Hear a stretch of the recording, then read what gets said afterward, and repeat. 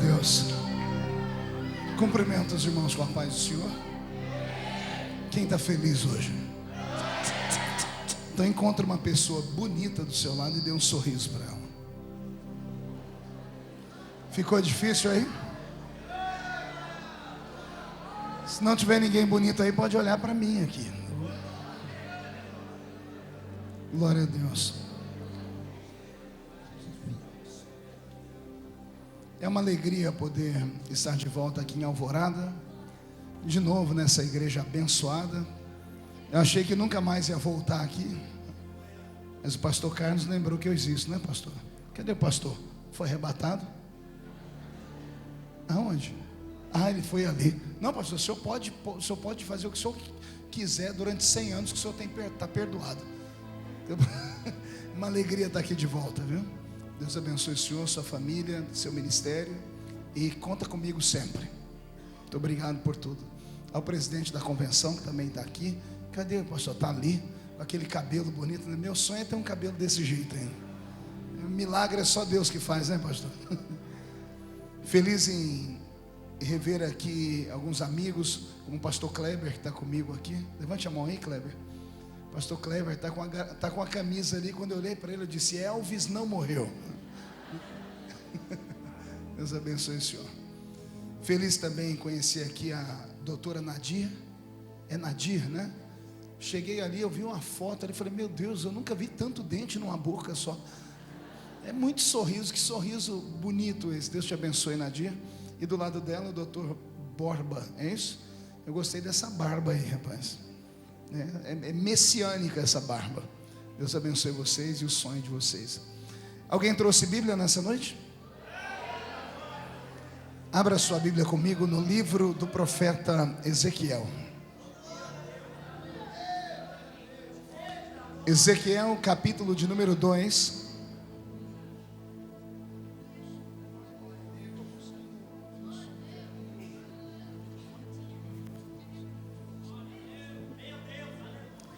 Ezequiel, capítulo de número 2, versículo 1. Glória a Deus. Eu estou espantado com o número de gente nessa vigília. Num frio que só Jesus para ter piedade. Vocês do sul são acostumados com frio, a gente do sudeste não, né? Deus vai fazer coisas grandes aqui. Capítulo 2 do livro de Ezequiel, versículo 1. Quem encontrou, diga amém. Amém. E ele me disse: filho do homem, põe-te em pé e falarei contigo. E então entrou em mim o Espírito quando falava comigo, e me pôs em pé, e eu ouvi o que me falava. E ele me disse: filho do homem, eu te envio aos filhos de Israel, as nações rebeldes que se rebelaram contra mim. Eles e seus pais se revoltaram contra mim até este mesmo dia. Os filhos são de semblante duro, obstinação de coração. E eu te envio a eles e lhes dirás: assim diz o Senhor Deus. E eles, quer ouçam, quer deixem de ouvir, pois são casa rebelde, hão de saber que esteve no meio deles um profeta. Feche a Bíblia, coloque no banco, na cadeira, pegue na mão da pessoa mais perfumada do seu lado. Ainda dá tempo. Atravesse o corredor, essa faixa de Gaza que te separa. Se porventura alguém do seu lado não quiser dar a mão para você, chuta a canela dele. Mande a pessoa ir para casa, fala: vai para casa. Dá para assistir o Corujão ainda. Se ficar aqui nessa madrugada comigo, coruja você não vai ver, mas você corre o risco de ver a pombinha do Espírito Santo voar sobre essa igreja hoje. Vamos orar. Pai, nós te exaltamos, nós te glorificamos, e nós entendemos que dentro de alguns minutos este lugar ficará pequeno para o tamanho da glória que o Senhor vai mandar. Daqui a alguns momentos os que vieram tristes começarão a saltar de alegria. Os que vieram se arrastando devido às lutas do dia a dia, hoje não voltam se arrastando para casa, Jesus. Hoje voltarão voando nas asas de um novo tempo. Antes que eu comece a ministrar a sua palavra, cerque esta igreja com a sua glória, e num raio de 5 quilômetros onde houver um demônio alojado, eu dou a esses demônios segundos para sumirem daqui, porque se não sumirem, serão queimados pelo poder da sua glória que aqui será derramada. Rasga o céu sobre a alvorada nesta noite, manda do céu para a terra uma comitiva de anjos, que estes anjos desçam trazendo brasas de fogo nas mãos, comecem a esparramar estas brasas entre nós, e onde houver um crente cheio do Espírito Santo, pega ele nesta noite, Jesus, e mostra o caminho da verdadeira adoração. Fala conosco, fica conosco agora e sempre. Amém e amém. Os que podem, tomem seu assento, aplaudindo a Jesus porque Ele é bom.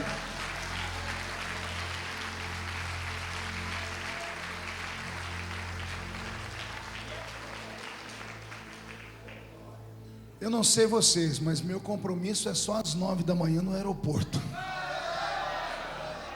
Então eu estou meio empolgado nessa noite. Eu devo terminar de pregar lá pelas 5 da manhã, eu acho. Alguém fica comigo aqui?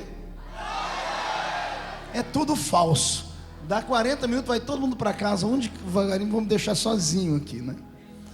Queridos, o banquete desta madrugada é só para homens e mulheres dignos de ouvirem a voz de Deus.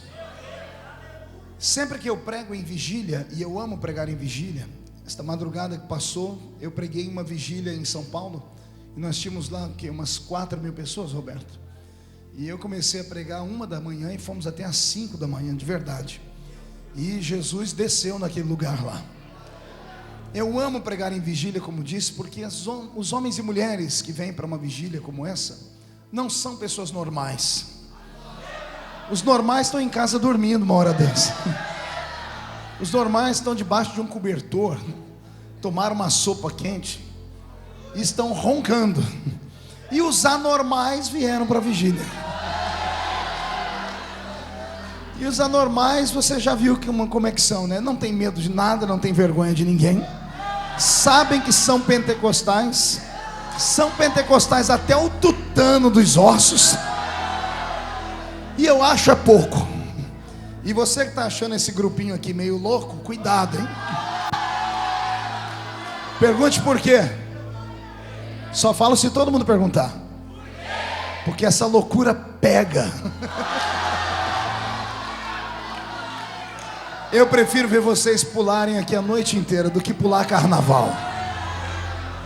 Prefiro ver vocês gritarem extravagantemente aqui do que ter que injetar drogas nas veias para poderem gritar. Esse é o nosso povo, amém, igreja?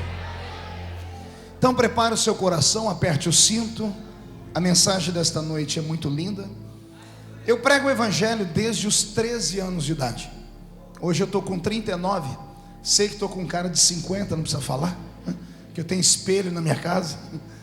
E eu já estou chamando Jesus de Genésio. Eu estou para lá de Bagdá uns 3 coqueiros já, né? Já estou tendo esses amiguinhos que os velhinhos têm. Já estou sofrendo com artrite, artrose, osteoporose, reumatismo, catarata e todas essas tranqueiras, né? Eu gastei a minha juventude e a minha adolescência toda no reino, e não me arrependo em nenhum momento disso. Não há na minha memória nenhuma lembrança de um culto, que quer que seja, no Brasil ou fora dele, onde eu estivesse ministrando a palavra e Jesus não tivesse se manifestado. Vou falar de novo para ver se você entende. Eu disse que não há na minha memória nenhuma lembrança de um culto sequer, onde eu estivesse pregando e Jesus não tenha falado aos nossos corações. E olha que eu sou rodado. Nesses 26 anos ministrando a palavra de Jesus, eu já preguei em mais de 60 países do mundo, em todos os continentes da terra. Às vezes pregando em português, às vezes dando uma arranhada em inglês, em espanhol, e sempre fazendo as pessoas entenderem que existe um poder metafísico, invisível e sobrenatural, que pode mudar a vida do ser humano. E esse é o poder de Deus. E aproveitar que nós temos aqui nessa noite homens e mulheres que pleiteiam cargos públicos e vão ficar conosco na vigília de castigo hoje, a doutora Nadir e o senhor Borba. Oxalá que nessa noite parte do que eu pregar aqui entre dentro de vocês, porque eu sei que Deus vai dar a vocês aquilo que vocês estão pedindo. E quando vocês chegarem lá, lembrem sempre que quem faz é Deus. Há 3 semanas atrás, antes do recesso, eu tive uma reunião com o ministro da Casa Civil, o ministro Gilberto de Carvalho. Ele é o segundo homem do governo, né? O primeiro homem é a presidente Dilma, e digo homem no sentido poderoso da palavra. E para falar com ele não é nada fácil, às vezes é preciso esperar 2, 3 anos numa audiência. E eu, graças a Deus, gozo de um prestígio no meio do governo, porque eu sou linguarudo e eu sou briguento. Então quando eu mando um pedido, eles dão um jeito de me atender logo, porque eles sabem que eu gosto de um microfone. Quando eu pego aquele microfone da tribuna da Câmara, eu já transformei a Câmara 2 vezes em igreja. É sério, é sério. Porque pelo dom da palavra que Jesus me deu, eu sou um tribuno por natureza. Então quando agarro o microfone, eu e esse bichinho aqui nos damos muito bem. E quando estive na frente dele, o ministro, sempre naquela pressa miserável, disse: deputado, o que o senhor precisa? Seja breve. Eu disse: não, então nem vou entrar. Ele disse: não, pode demorar um pouquinho mais. Eu disse: é o seguinte, ministro, eu não preciso de nada. E o senhor veio aqui por quê, deputado? Eu vim aqui só para o senhor mandar um recado para a nossa presidente, porque em campanha a gente encontra ela com facilidade, mas depois de eleita é difícil achar. E como ela quase não ouve os deputados, porque esse governo tem dentro da sua base quase 400 deputados, e isso é uma infelicidade para a democracia brasileira, porque o que deveria ser democracia acaba virando uma ditadura branca, porque o governo manda em tudo e em todos. Eu disse: diga para a presidenta, para ela nunca bater no peito e pensar que o que acontece de bom no nosso país é mérito dela. Ele estatalou os olhos e disse assim: não, porque o senhor acha que é mérito do outro governo, do Lula? Eu disse: também não é mérito do Lula. Ele disse: não, então com certeza é mérito do PT. Eu disse: também não é mérito do PT. E ele falou para mim: ô deputado, e é mérito de quem? Eu olhei para ele assim: é mérito de 33% da população brasileira, que todos os dias antes de dormir rala o joelho no chão e diz: Jesus, abençoa esse nosso país, abençoa o nosso Brasil. O olho dele esbugalhou, ele disse: como assim, deputado? Eu disse: meu amigo, a vice-presidente, que antes de existir religião, ou antes de existir política, existia religião. E desde que o mundo é mundo, desde que Deus levantou os seus reis, para colocar o rei no lugar dele, Deus levantava profetas. Os profetas eram a consciência política do reino. O rei, como era rei, achava que não devia dar satisfação a ninguém, e ele esquecia que acima dele estava Deus. Para isso existiu o profeta, para ir lá puxar a orelha do rei e falar: rei, é mais embaixo aqui, ó, é mais embaixo, quem cuida do mundo é Deus.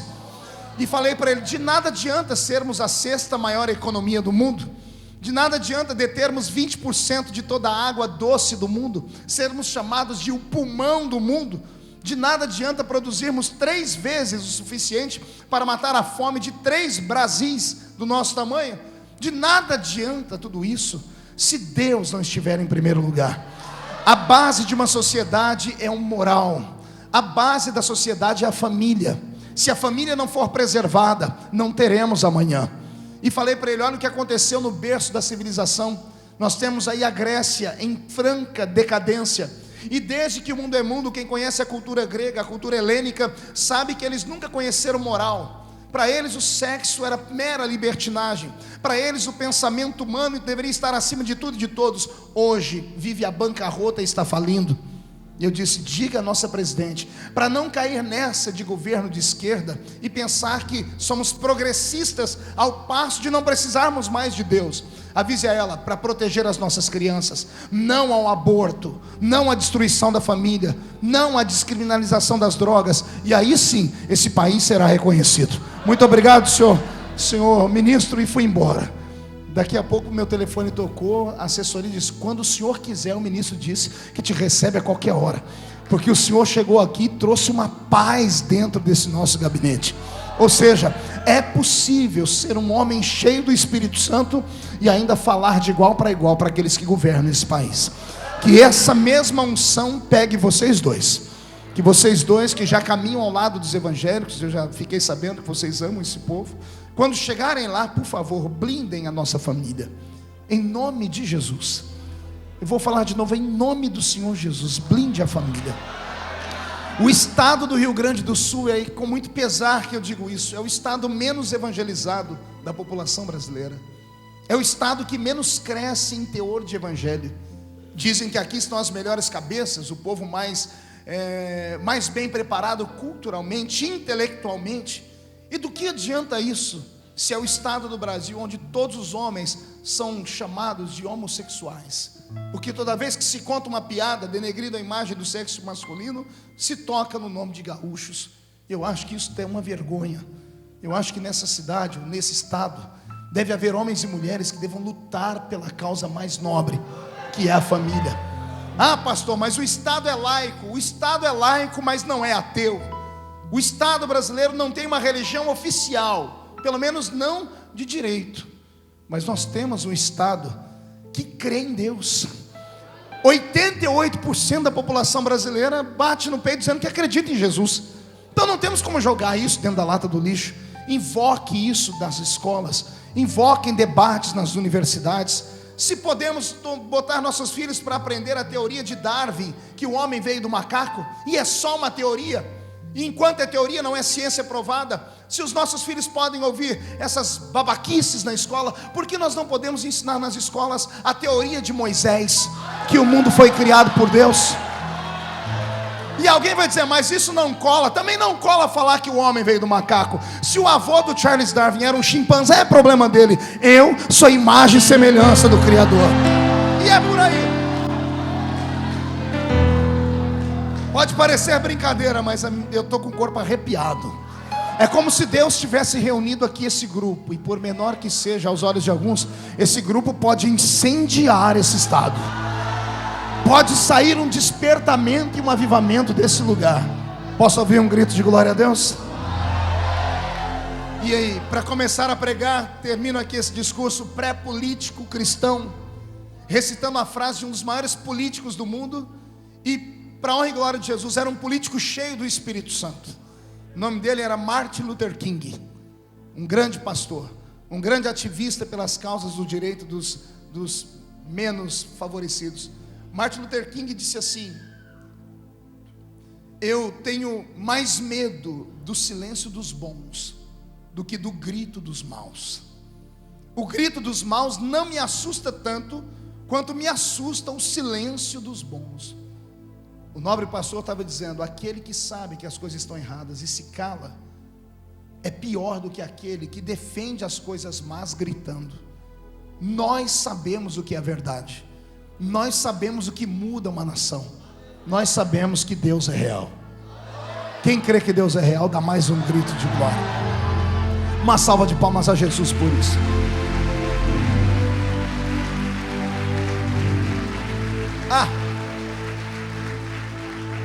E para terminar mesmo, a cerejinha em cima disso, eu vou profetizar, posso? A minha profecia é para um futuro não muito longe. A minha profecia é que vai chegar um dia que essa igreja vai vir para o culto no meio de semana, trazendo um radinho de pilha, ou um iPad, ou um iPod, ou um iPhone, sei lá, alguma coisa que pegue rádio. Pergunte para quê? Só para ouvir a voz do Brasil, porque hoje ninguém escuta de raiva, por causa da corrupção. Mas vai chegar um dia que pelo menos nós vamos ter orgulho, só para ficarmos ligadinhos e ouvir o jornalista falar: com a palavra sua excelência, o presidente da República Federativa do Brasil. E o presidente do Brasil vai começar o discurso dele assim: eu cumprimento os compatriotas brasileiros com a paz do Senhor Jesus.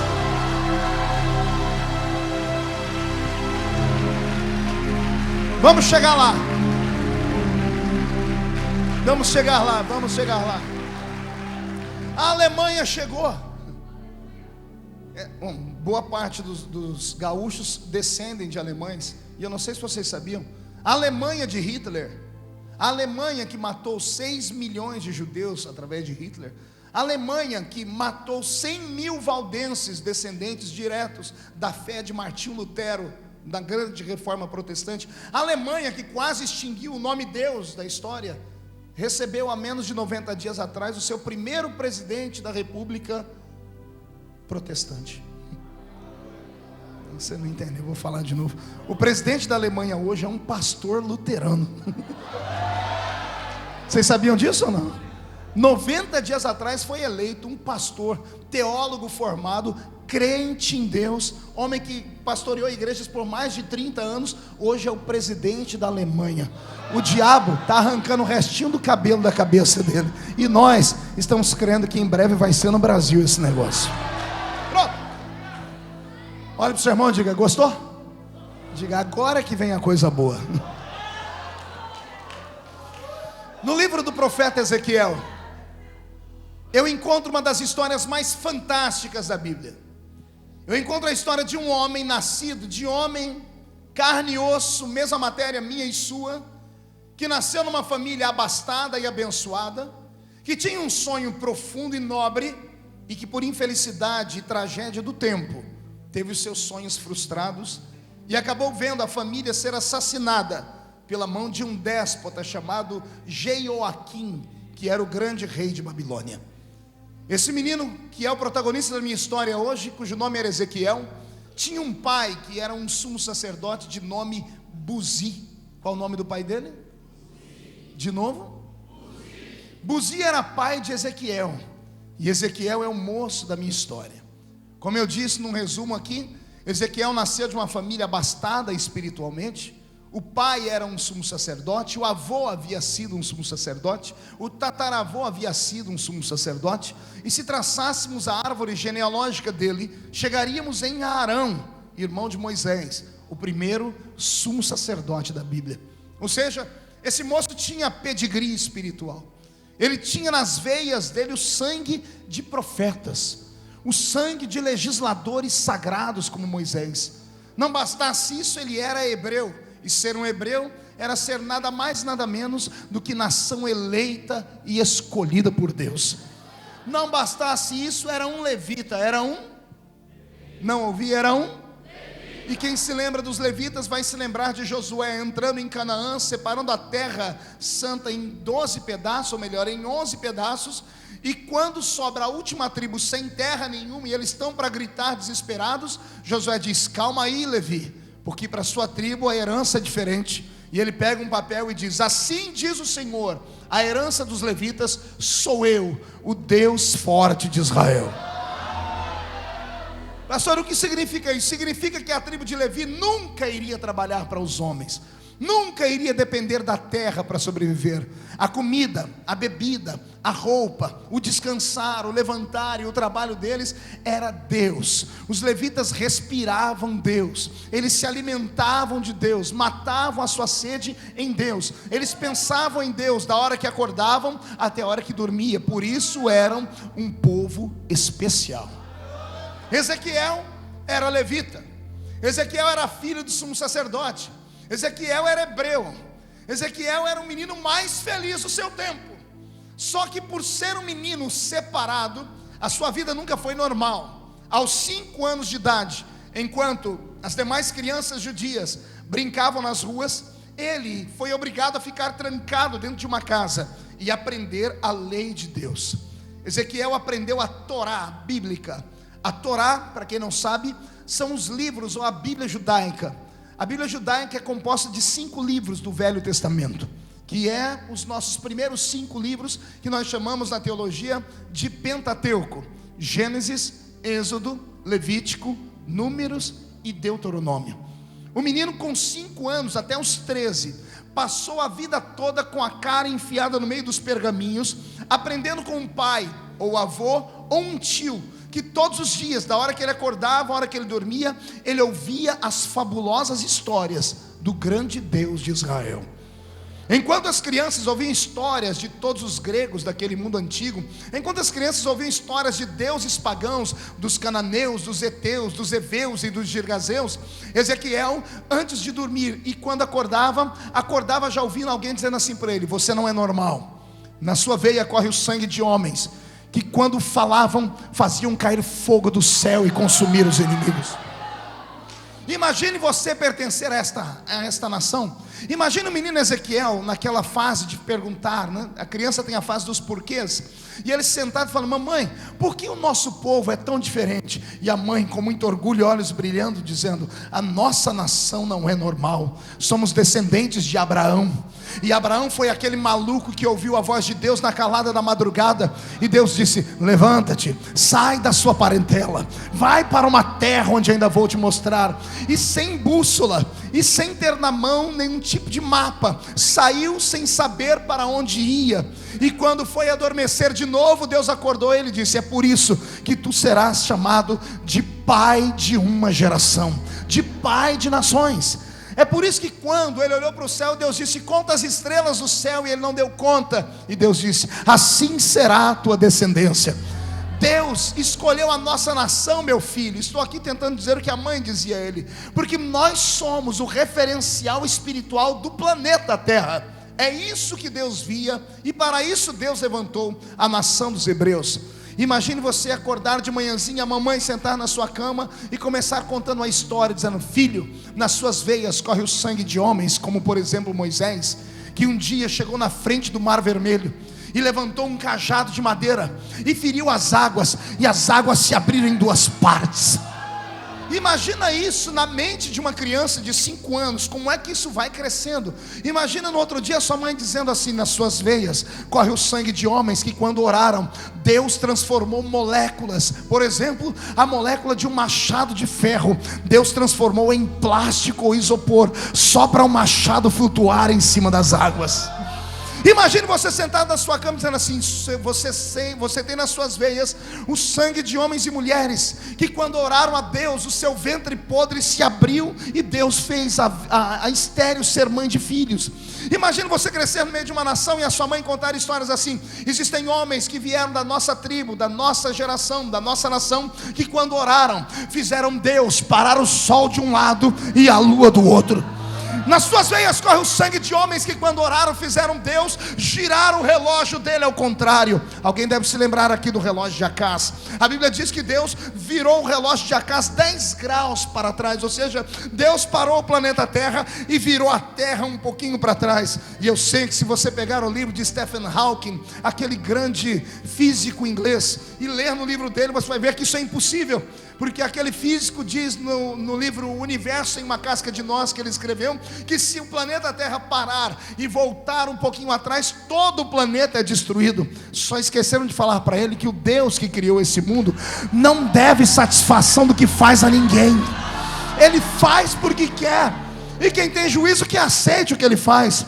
E é por isso que nós somos taxados de loucos.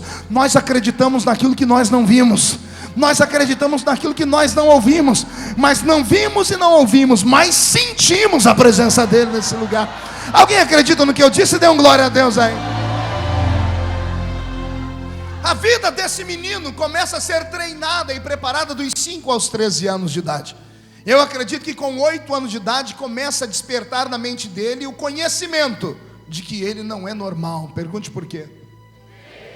Eles moravam em casas pequenas, os levitas moravam em casas familiares, onde moravam 2, 3 gerações todas juntas. Não era difícil para ele acordar de manhãzinha vendo o pai se ajeitar. O pai levantava, se arrumava, colocava sobre o seu corpo uma estola sacerdotal branca, uma roupa branca. Depois disso pegava um azeite, untava a sua barba. Depois disso colocava na cabeça uma mitra ou um quipá. Depois disso pegava um pergaminho, lia o pergaminho em alta voz, colocava debaixo do braço, ia para uma janela que dava para o centro de Jerusalém, estendia a mão e orava um salmo dizendo: paz sobre Jerusalém.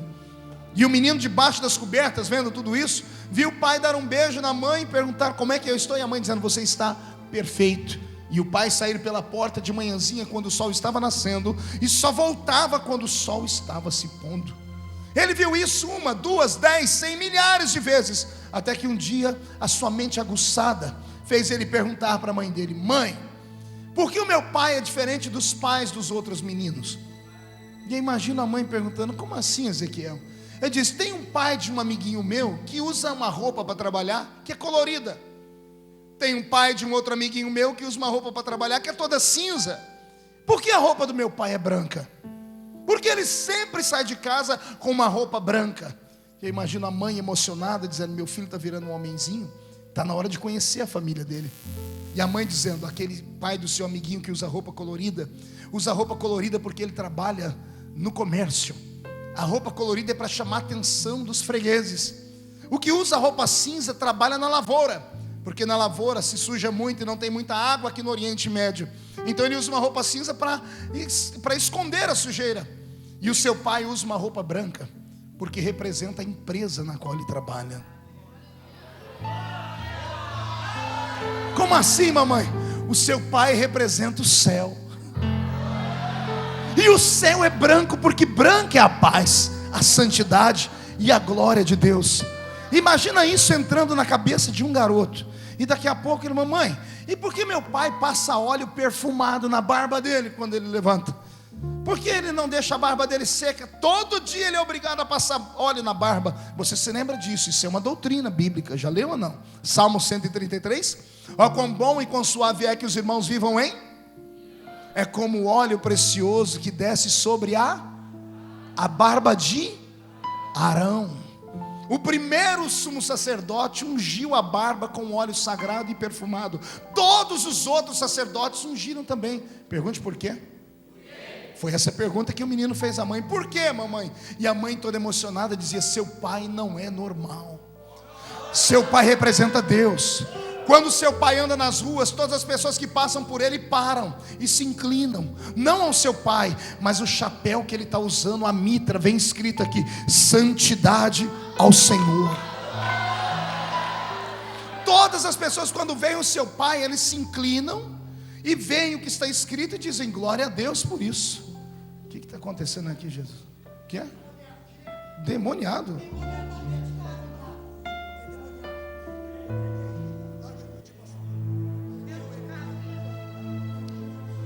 Fique de pé, igreja.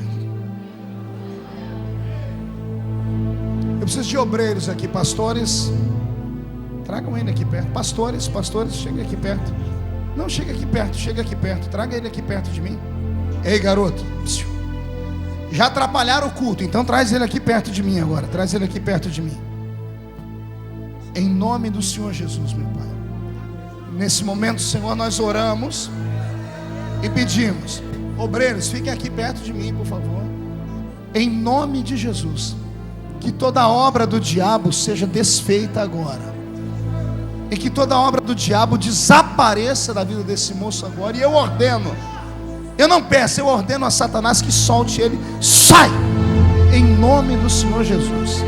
Dê uma salva de palmas a Jesus. Abra uma porta aqui. Levem ele ali por trás, por favor. Leve ele ali por trás. Leve ele ali por trás. Pronto. E vamos dar mais um glória a Deus. Isso. Pode tomar seu assento.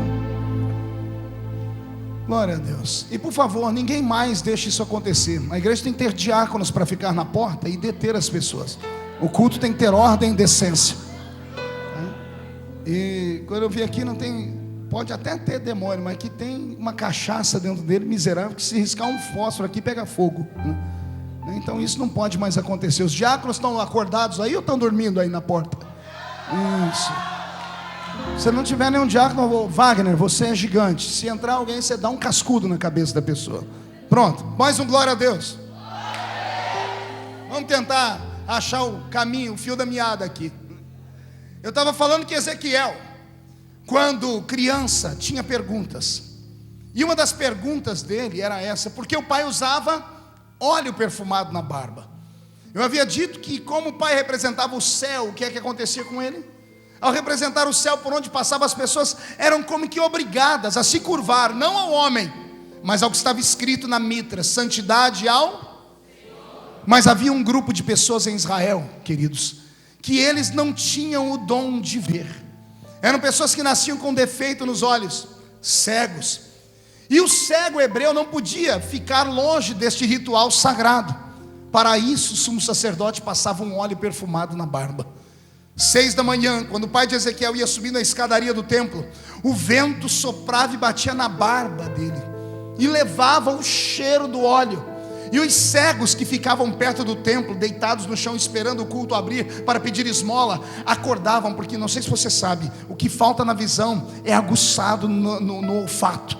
O cego, o cego, por não enxergar, o olfato dele é 2 vezes maior do que o nosso. Então a sensibilidade do cego dormindo, quando o homem estava subindo a escadaria, o vento soprava o cheiro do óleo e o cego respirava, o cego acordava e começava a gritar: o homem de Deus está aqui. E se o homem de Deus está aqui, seja santo o nome do Senhor que ele serve. Então imagine você que a mãe vai ensinando o menino que o menino não é normal. E imagina dizendo: mamãe, eu percebi que aqui na nossa casa não tem uma coisa que tem na casa de todos os outros meninos. O que, meu filho? Não tem cozinha na nossa casa. Diga para o seu irmão, sabia disso?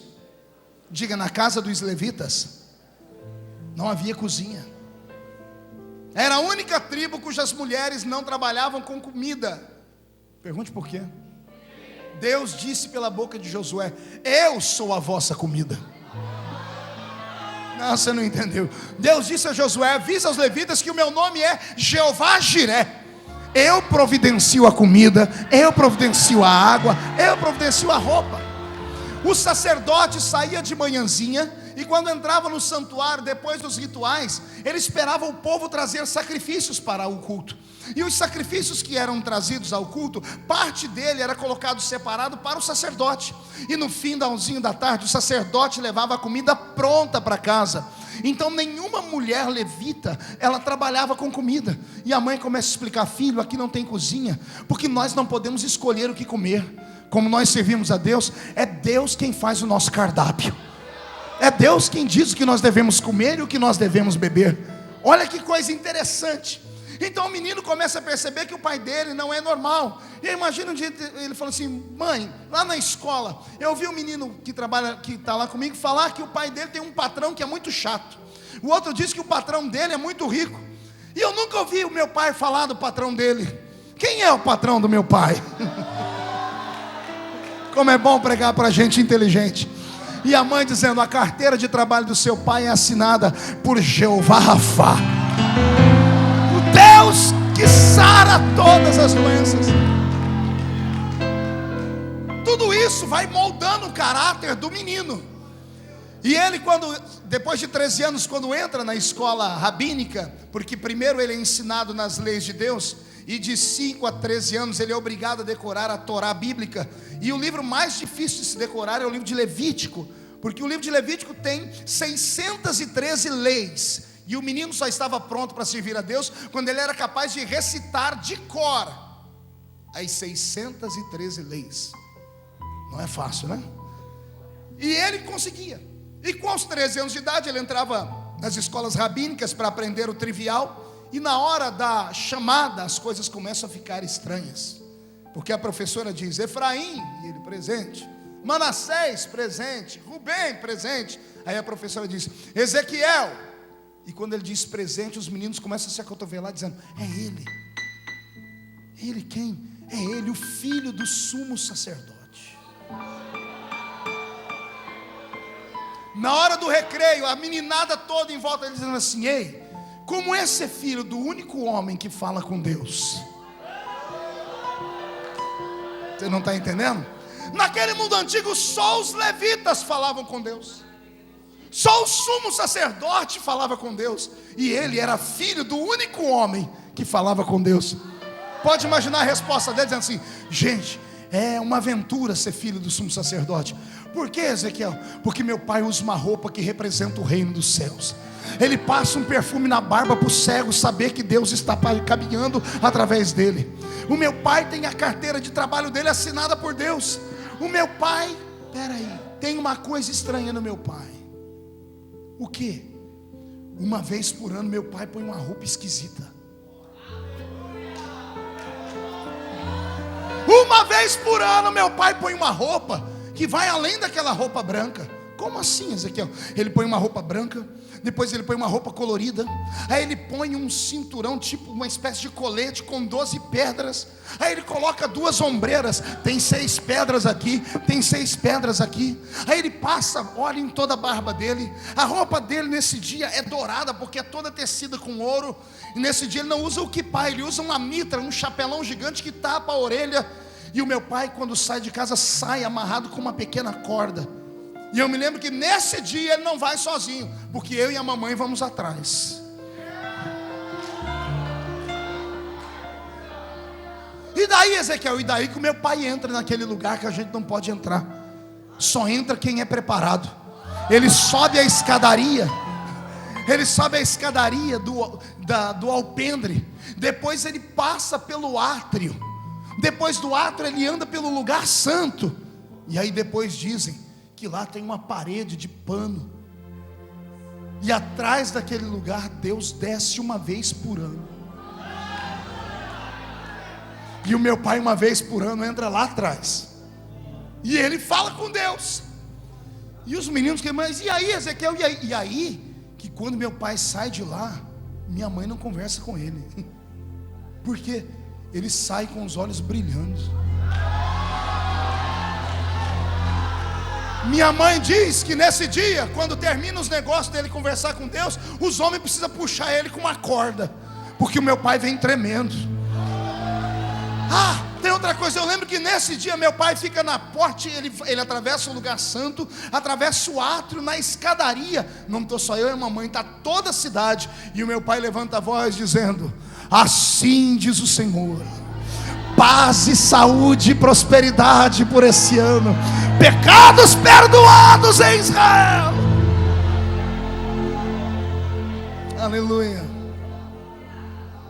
É lindo isso, não é? E qual o seu sonho, Ezequiel? Ser igual ao meu pai.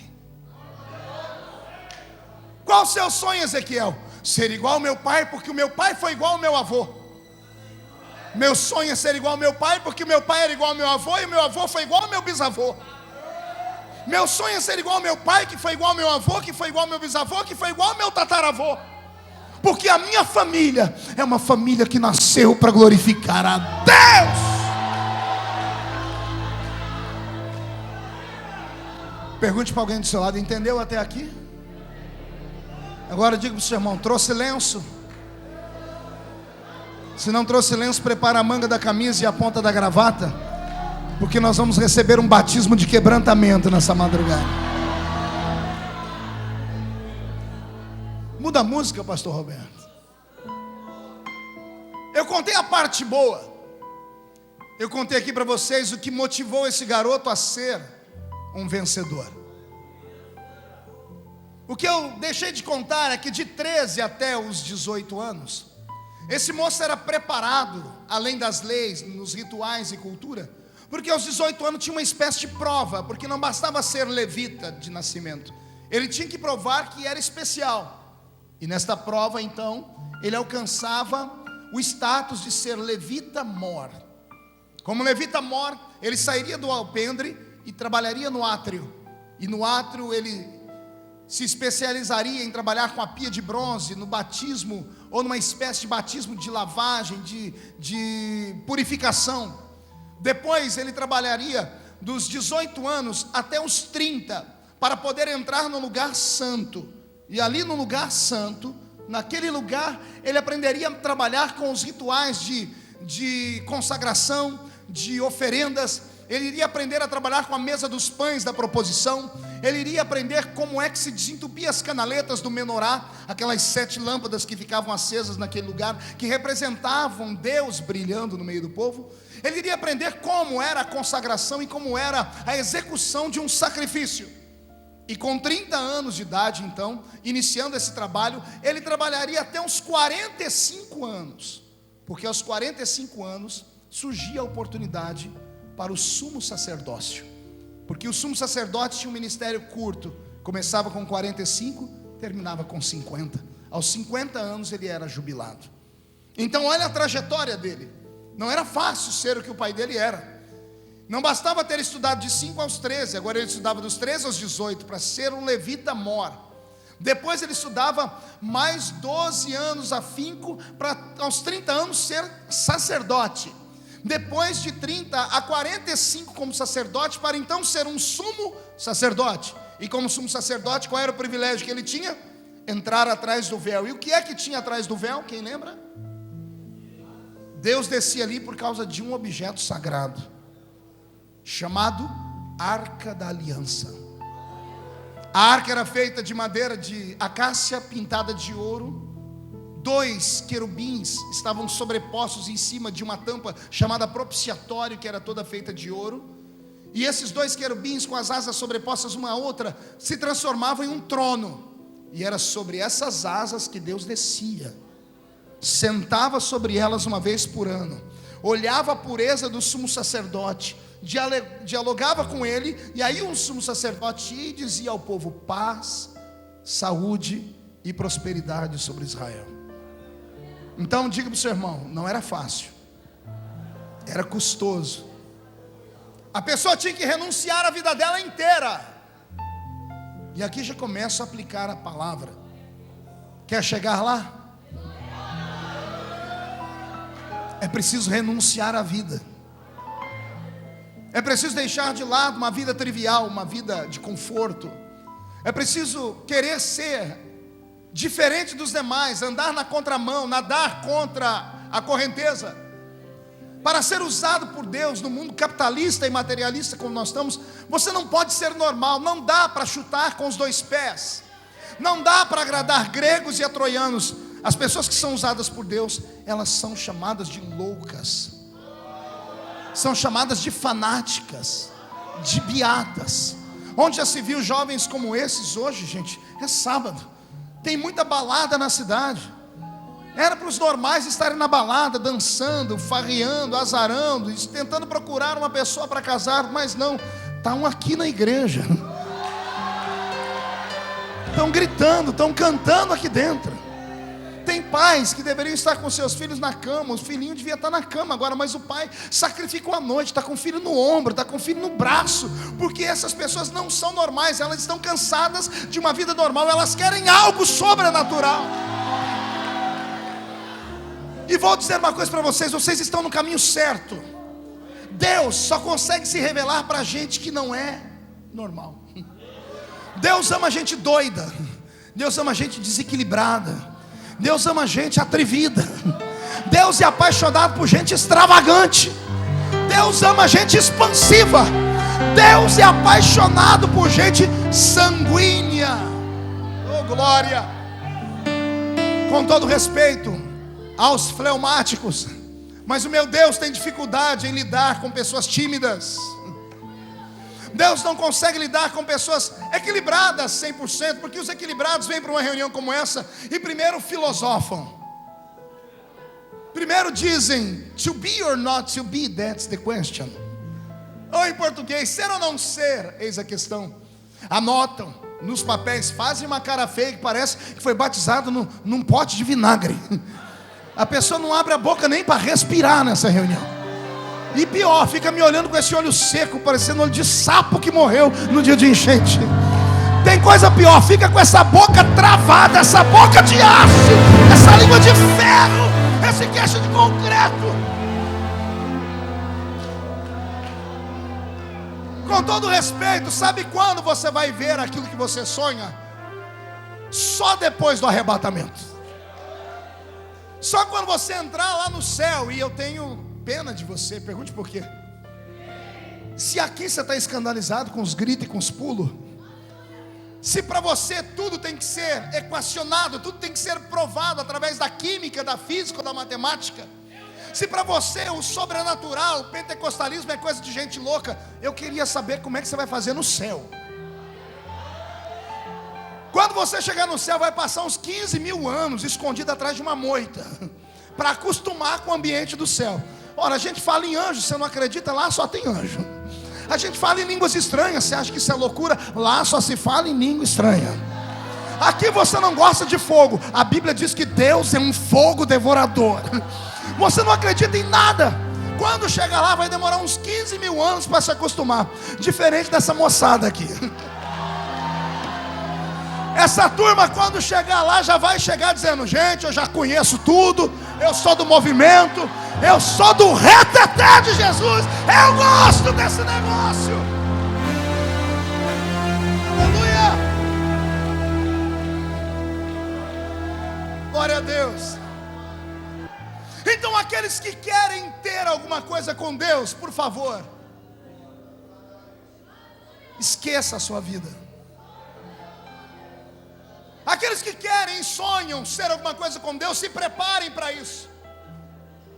Eu disse aqui no começo da minha pregação que eu sacrifiquei a minha adolescência toda. Eu sacrifiquei toda a minha história para ser o que eu sou hoje. Nadir, pense num menino que quando ia para a igreja, até na igreja sofria preconceito, porque os outros meninos olhavam para mim e ficavam dizendo assim: esse aí é esquisito. E eu era esquisito porque eu só sabia falar de Deus. Eu não sabia piada, eu não sabia quem estava jogando bola, eu não sabia qual era a história da novela. Eu não ia para baile, eu não ia para balada gospel, eu não ia para show, eu não botava fitinha no braço, na cabeça, gritava junto com os cantores que hoje fazem mais show do que os cantores do mundo. Tem cantor evangélico que requebra mais do que a turma do Tchan. Eu não tinha tempo para isso, eu não tinha tempo para idolatrar homens. Eu só sabia respirar Deus. Enquanto os meus amigos iam para uma partida de futebol, eu ia para a igreja, sentava e lia minha Bíblia sozinho. Na calada da madrugada, conseguia a chave, dobrava o meu joelho e dormia e orava dentro da igreja, porque eu vinha de uma família desestruturada, uma família sem paz, sem amor, sem esperança, sem nada. Eu nasci no meio do lixo. Encontrei em Jesus o apoio para a minha vida ser alguma coisa. Eu já tinha vindo do mundo que só sabia me chutar. Eu não queria ser mais um. Eu nunca aceitei ser mais um. Nunca. Por causa de um passado destruído, porque eu fui drogado num outro tempo, porque nasci com 8 meses, fiquei trancado dentro de uma estufa por causa de buracos na cabeça feitos pela agulha de tricô da minha mãe. Tudo isso tinha uma vertente de me jogar para o mal. Toda pessoa que sofre demais na infância, a tendência dela é dar com a cara no muro e virar um trombadinha. E eu só não me tornei um porque Jesus entrou no meio do caminho. Jesus me trouxe para cá. E eu tive uma outra bênção que está faltando para você. Pergunte o quê? Eu me aproximei de pessoas mais crentes do que eu. Eu caminhei com pessoas mais experientes do que eu. Porque toda a igreja tem um grupinho de rebeldes, tem um grupinho de meninos. Ser crente não é fácil, gente, não é fácil, eu sei. Ser menino dentro da igreja, chegar na escola e todo mundo rir do seu cabelo, rir da sua roupa, rir do seu jeito, perguntar para você se você vai ficar com alguém e você diz não porque eu sou crente, as pessoas vomitarem ódio e preconceito em cima de você, não é fácil. Eu passei por tudo isso, mas eu sabia o que eu queria. Minha mentora espiritual era uma mulher que só tinha 2 dentes na boca. Era o zagueiro e o atacante. Ela era analfa de pai e beta de mãe. Ela sentava perto de mim e dizia assim: menino, vem cá, você quer ser alguma coisa? Eu disse: como assim? Você quer ser igual a esses heróis da Bíblia? Você quer fazer milagre? Você quer que Deus planta asas nas suas costas para você voar no mundo? Eu disse: quero. Ela disse: então seja diferente. Ame Deus, busque Deus, respire Deus, fale com Deus, se santifique em Deus, e no tempo certo Deus vai te levantar.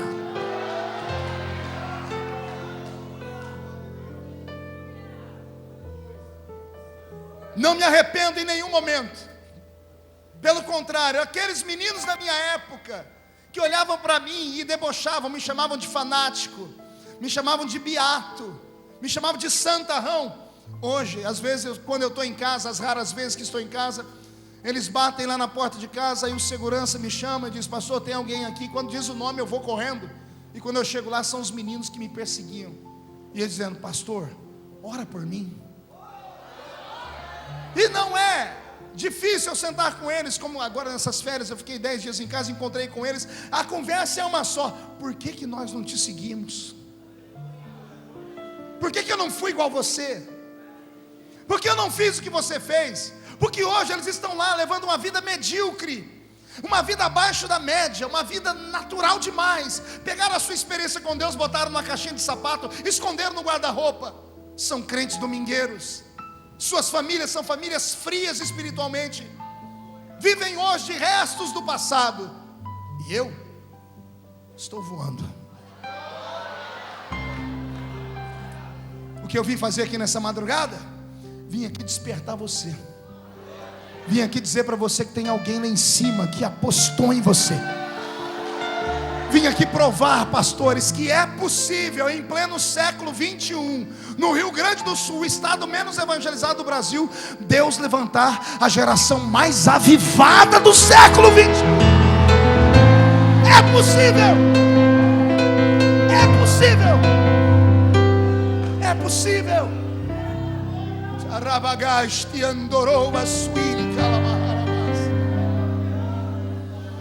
Despertem. Ah, pastor, mas não é fácil. Eu sei que não é. Vou falar agora do preço que esse garoto pagou. O sonho dele era o dia em que ele receberia nas mãos o óleo da unção, da consagração. O dia em que ele usaria os seus pés para subir a escadaria e entrar no santuário. Mas quando ele tinha 17 anos, quantos anos eu disse? Jerusalém é atacada pelos babilônicos. O rei Jeoaquim, um déspota, entra em Jerusalém e a primeira coisa que ele faz é destruir o maior poder dos judeus, que é a religião.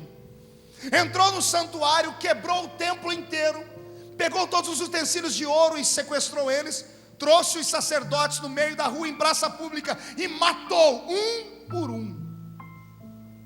E o sumo sacerdote da época era Buzi. E Ezequiel, que estava se preparando, faltava um ano, gente. Faltava um ano para o sonho dele começar, porque aos 18 ele subiria no santuário. Mas com 17 anos ele vê uma tragédia acontecer. O templo é destruído. O sonho dele de ser um sumo sacerdote, entrar atrás do véu do templo e ver o trono onde Deus sentava, acabou. O pai que estimulou ele a crer em Deus foi assassinado. Ele viu 1 milhão de hebreus ir na primeira leva, arrastado para a Babilônia, e ele junto. Ao invés de receber o óleo nas mãos, ele recebe uma prisão. Ao invés de receber nos pés a unção para subir o santuário, ele recebe ferros. Ao invés de ir para Jerusalém, ele vai para a Babilônia. E no primeiro capítulo do livro de Ezequiel, ele tem 17 anos de idade quando ele é levado cativo. Agora o segundo capítulo que eu li, ele tem uma revelação muito linda.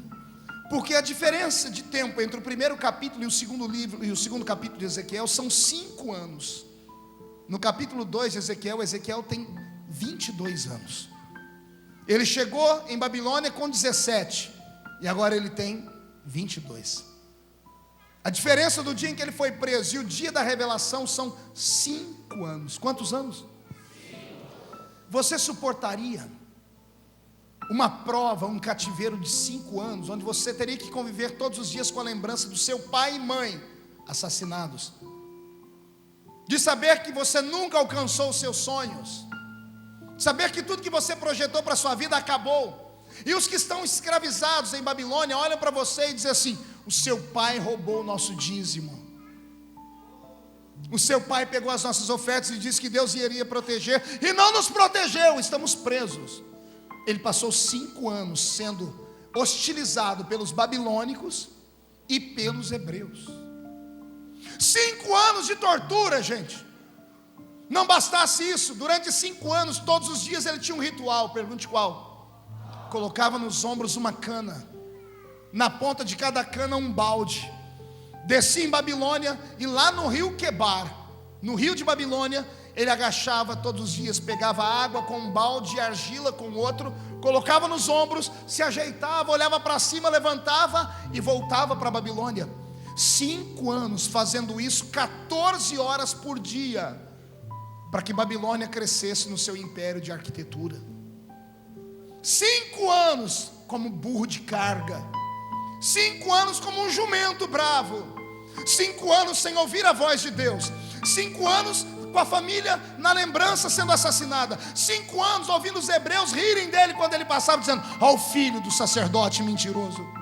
5 anos. Eu não aguentaria. A minha pergunta é: por que esse moço não se matou? A minha pergunta é: por que esse moço não deixou de acreditar em Deus? A minha pergunta é: como é que ele conseguiu ficar de pé? A resposta está em tudo que eu preguei até agora. Freud, o grande psicanalista alemão, diz que todo ser humano tem a base da sua alma, do seu comportamento formado de 0 a 7 anos. O que ele vê, o que ele ouve e o que ele sente vai ser o alicerce para a vida dele, para o resto da vida.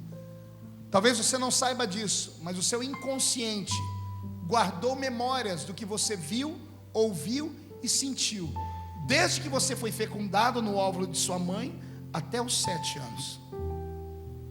É por isso que algumas pessoas têm traumas de infância antes do nascimento, porque o que a mãe sentiu na gravidez passou para você.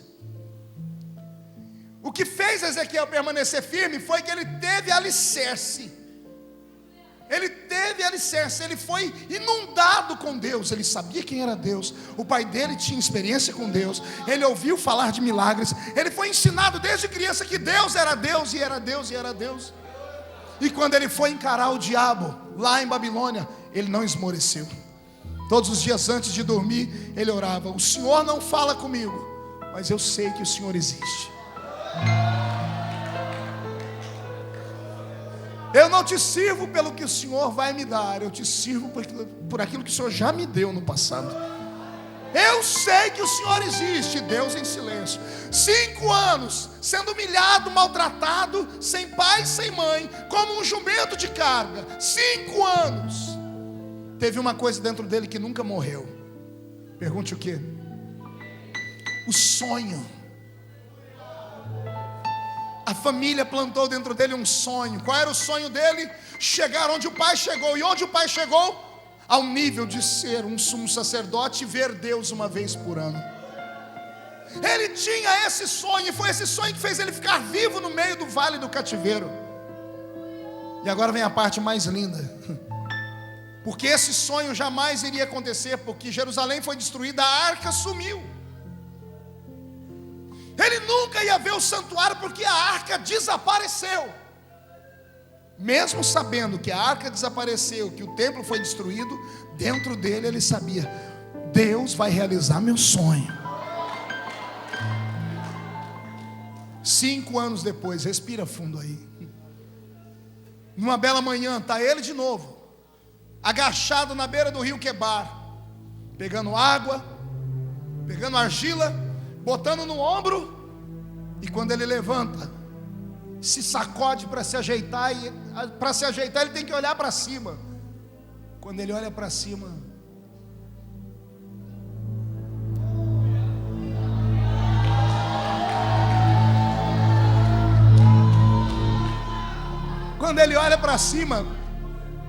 ele entra em transe. Os amigos que estão pegando água estão olhando para cima e estão dizendo: ele ficou louco, eles não estão vendo nada. Todo mundo vai passando e olhando e ninguém vê nada. E alguém diz: Ezequiel, está tudo bem? Ezequiel, o que você está vendo? E eu estou vendo. O que você está vendo? Eu estou vendo uma roda de fogo. O que mais? Tem uma outra roda dentro dessa. Uma gira para cá, a outra gira para lá. O que mais, Ezequiel? Eu vejo olhos piscando. Ele via luzes. É a linguagem de um homem que viveu 3.000 anos antes de nós, quando não existia energia elétrica. Ele via algo que piscava. Ele dizia: eu vejo olhos piscando, mas não eram luzes. Era a glória de Deus explodindo na visão. E o que mais que você está vendo, Ezequiel? Eu estou vendo homens. Como assim? Eu vejo homens com 4 rostos. Eles têm asas. Ezequiel começa a enxergar os querubins. Ele está vendo os querubins, ele está vendo o trono de Deus. E do meio da glória que lá explode, vem uma voz que diz assim: Ezequiel, põe-te em pé, porque eu vou falar contigo.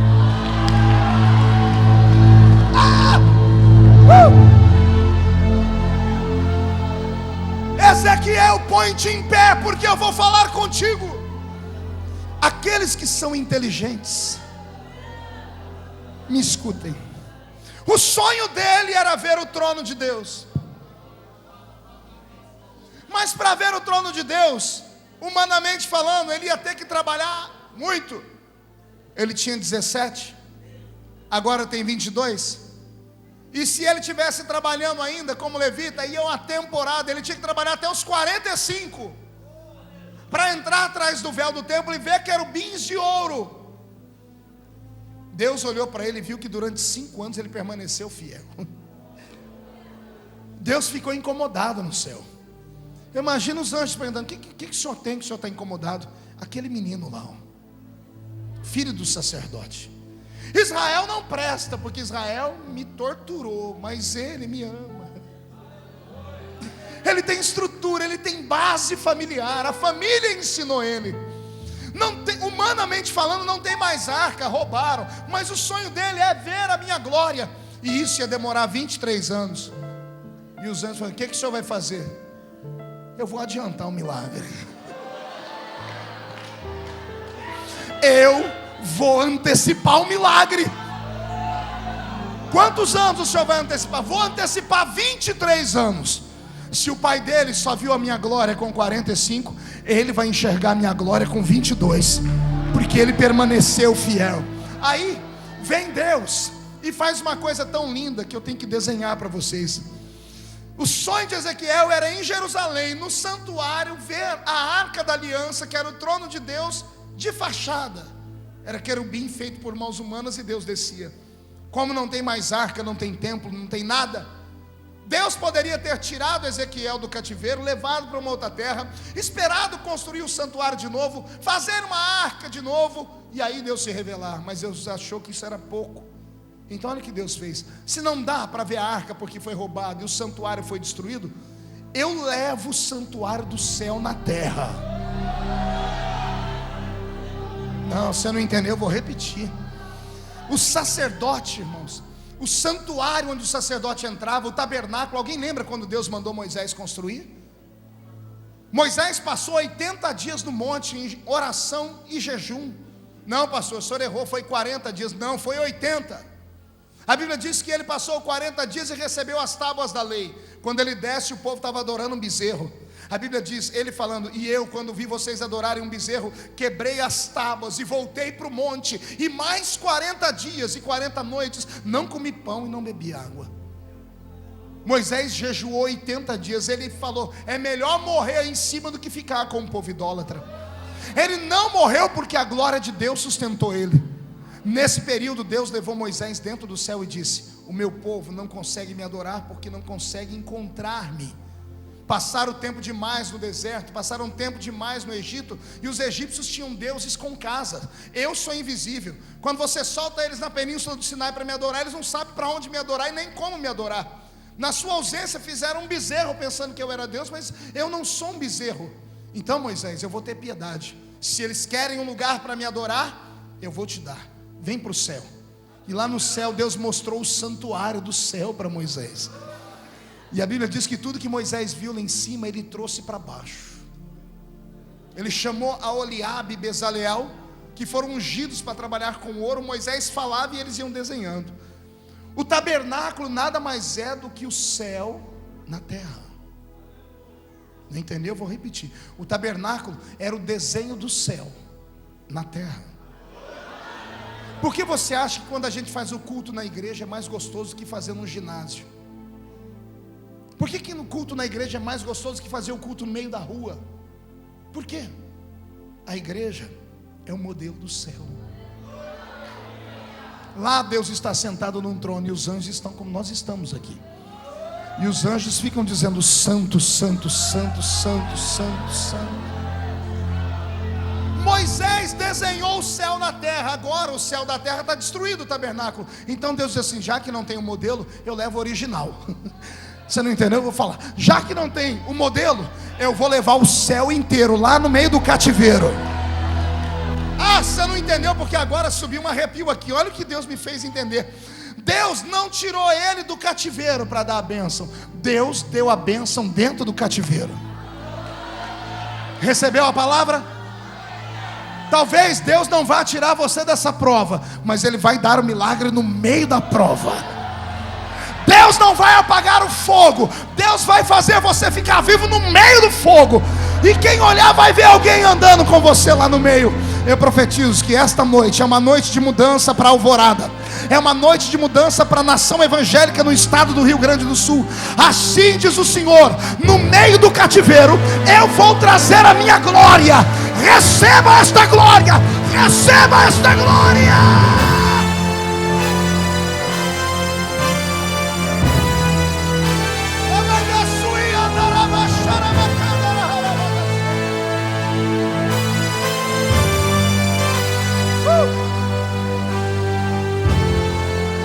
E para encerrar, fique de pé comigo todos. Pegue na mão de quem está do seu lado. Muda a música, pastor Roberto.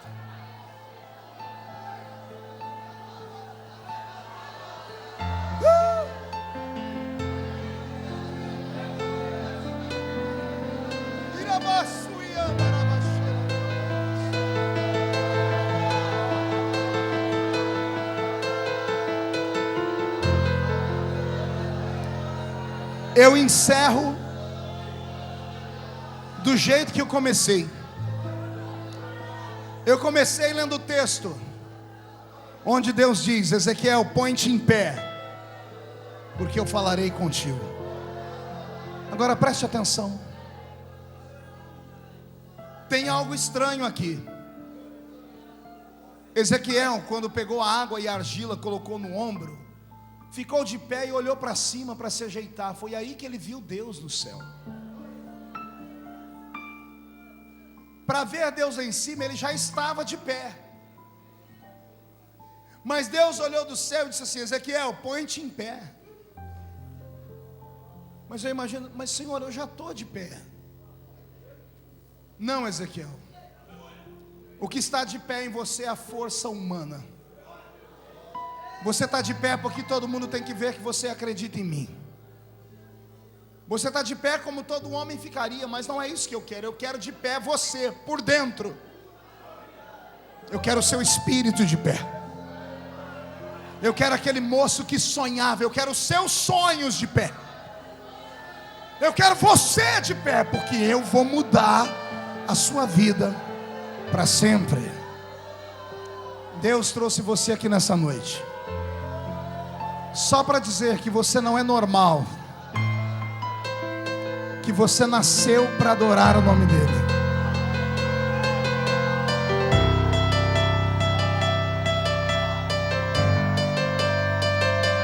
Deus te trouxe aqui para colocar o seu espírito de pé.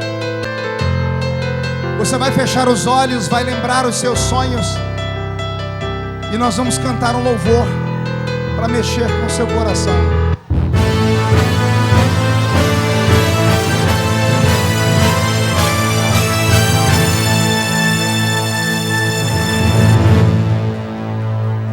Feche os olhos.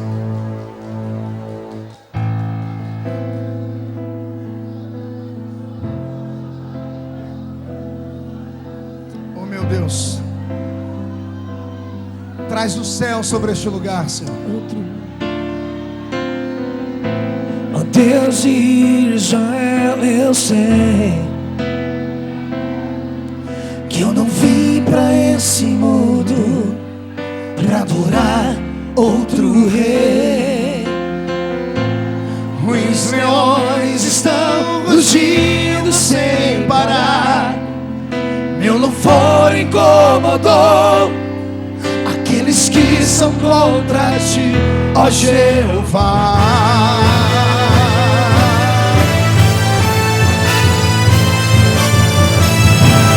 Nada pode intercalar o louvor do meu coração. Nos manjares eu abro mão Os palácios não quero não. Eis-me aqui como Daniel, com os olhos voltados pro céu, com o risco de morrer, mas o que me importa é te obedecer. Senhor, não vou dividir minha adoração. Exclusivo é o meu coração. Vivo só pra ti, não abro mão do céu. Mesmo diante da morte, prefiro ser fiel. Riamastu e cantorovassuri de candarabahas. Jesus, onde houver um crente batizado com o Espírito Santo, renova ele agora, renova ela agora. Onde houver alguém que nunca falou em línguas, mas acredita, derrama um batismo com o Espírito Santo agora. Senhor, levanta os profetas, abre as visões, transforma esta igreja na porta do céu agora. Agora, agora, agora, agora, já!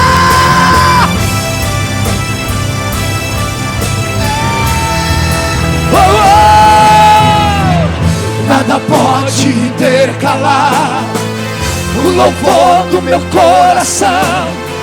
Os manjares eu abro mão, os palácios não quero não. Eis-me aqui como Daniel, com os olhos voltados pro céu, com o risco de morrer, mas o que me importa é te obedecer. Senhor, não vou te pedir minha adoração. Exclusivo é o meu coração. Vivo só pra ti, não abro mão do céu. Mesmo diante da morte, prefiro ser fiel. Solte as mãos das pessoas que estão do seu lado. Feche os olhos. Eu vou te ajudar nesta madrugada a vencer o seu maior inimigo. O seu maior inimigo não são seus amigos, não é sua família. O seu maior inimigo não é o diabo. O maior inimigo que você tem mora dentro de você. Chama-se medo. Medo de ousar, medo de sonhar, medo de crescer, medo do que as pessoas vão falar, medo de dar a cara para bater. Deus vai arrancar o medo de você nesta noite. E nós vamos fazer como Davi fazia, pastores. Davi, quando estava atormentado pelo medo, ele cantava o Salmo 91, pastor Roberto. E nós vamos cantar o Salmo 91 agora. Os que sabem vão cantar conosco. Quem não sabe vai adorar a Deus. Mas eu queria ver um exército nesse lugar, marchando. Vamos lá. Aquele que habita no esconderijo do Altíssimo, sombra do Onipotente descansará. Direi do Senhor, Ele é o meu Deus, meu refúgio, minha fortaleza. Ele me livra do laço do passarinheiro e da peste perniciosa. Ele me cobre com suas penas e debaixo de suas asas estarei seguro. Eu não temo espanto noturno, nem seta que voe de dia, nem peste que age na escuridão, nem mortandade que assole ao meio-dia. Não importa quantos caiam do meu lado, direita, esquerda, eu estou protegido. Se eu for fiel, eu moverei o céu. Ele envia anjos para me guardar. Senhor, não vou te pedir, recebe esta glória e adoração. Exclusivo é o meu coração. Vivo só pra ti, não abro mão do céu. Mesmo diante da morte, prefiro ser fiel. Senhor, não vou dividir a minha adoração. Exclusivo é exclusivo é meu coração. o meu coração. Vivo só pra ti. Eu vivo só pra ti. Não abro mão do céu. Não abro mão do céu. Mesmo diante da morte. Mesmo diante da morte. Prefiro ser fiel. Não vou te pedir a minha adoração. Exclusivo é o meu coração. Eu vivo só pra ti.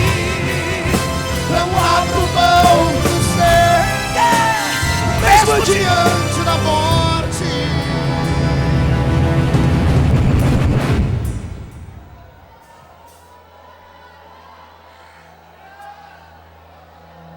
Quem está pronto para o mover de Deus na sua vida? Quem está pronto para sair por aquela porta agarrando demônios pelo chifre? Quem está pronto para colocar a mão sobre os enfermos e curá-los em nome de Jesus? Quem está pronto para fechar as portas do inferno no estado do Rio Grande do Sul? Quem está pronto para trazer o céu para a terra? Dá um grito de glória. 1, 2, 3. Prefiro ser fiel.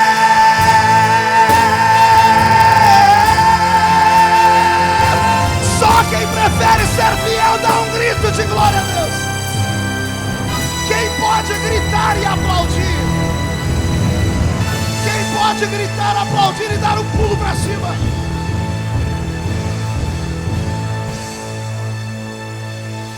Para encerrar, mão direita erguida bem alto. Chacoalhe sua mão comigo e diga em nome de Jesus: todos os demônios que roubaram o meu milagre, eu ordeno, venham para a palma da minha mão.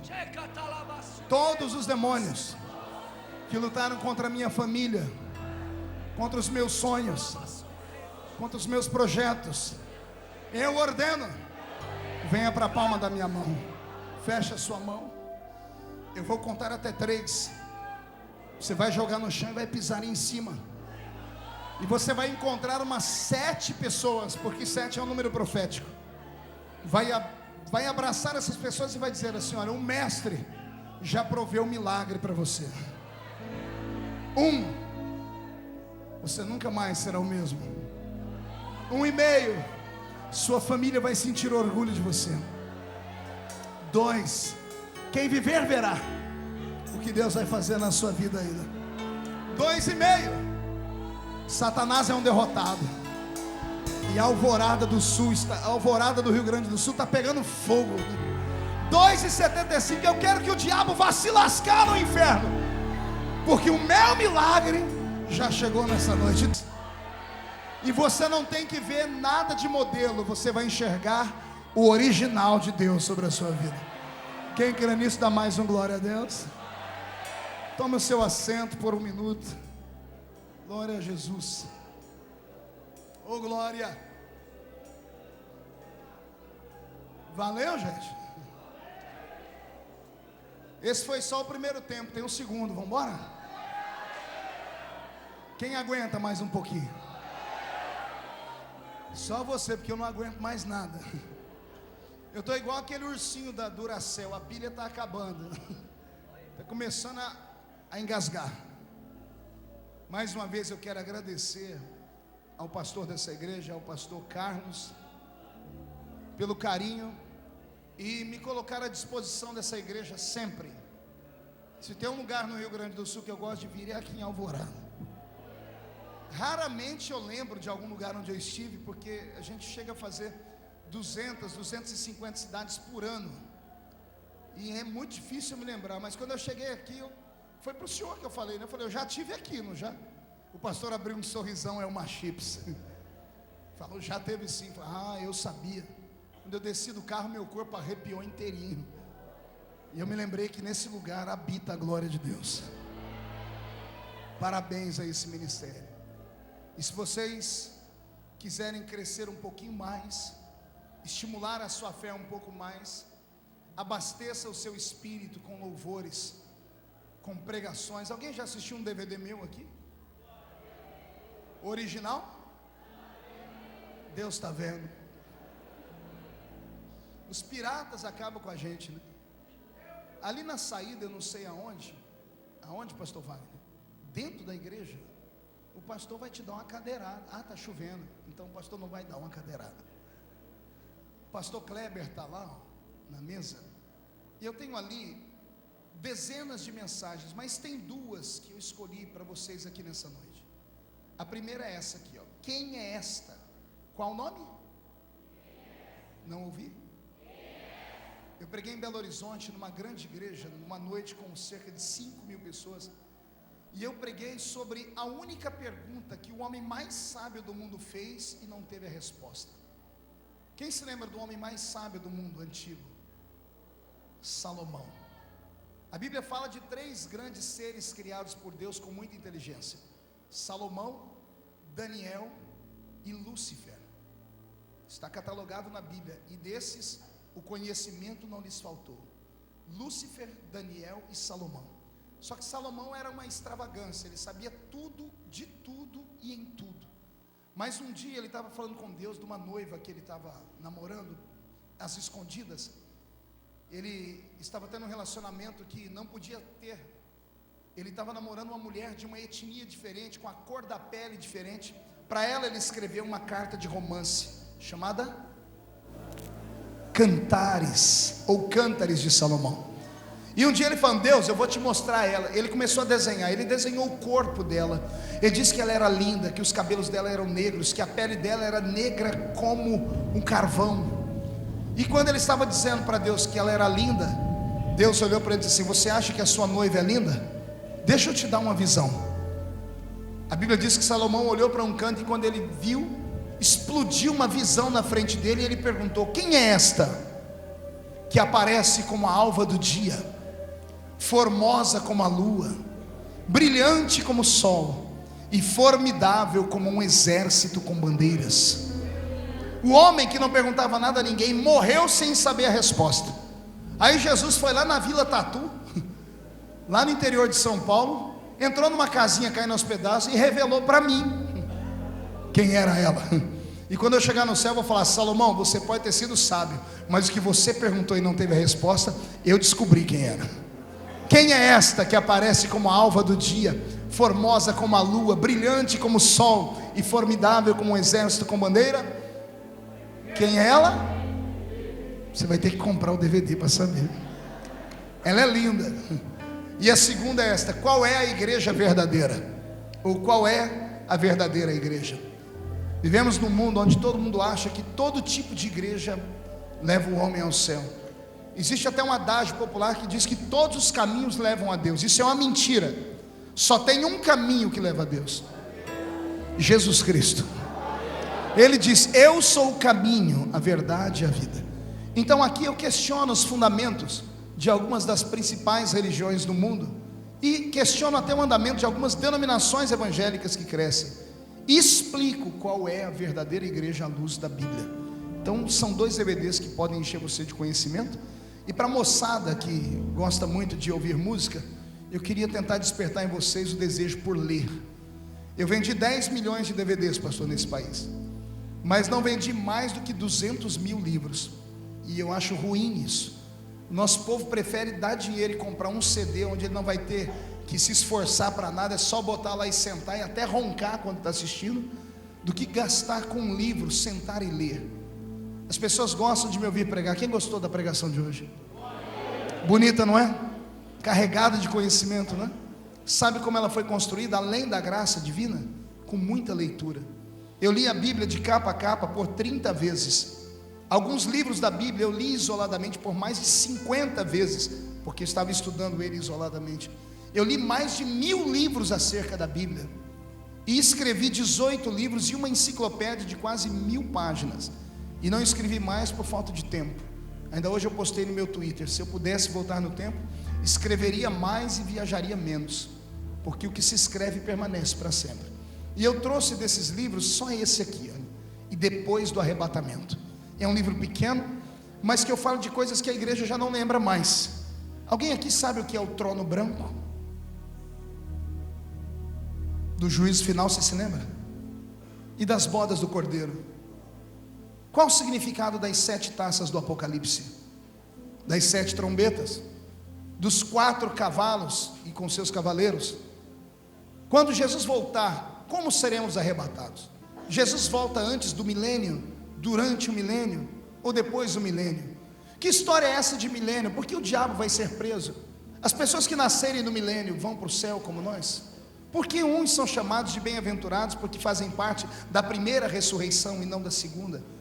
Isso tem nome, essa matéria chama-se escatologia, e ninguém mais prega sobre isso.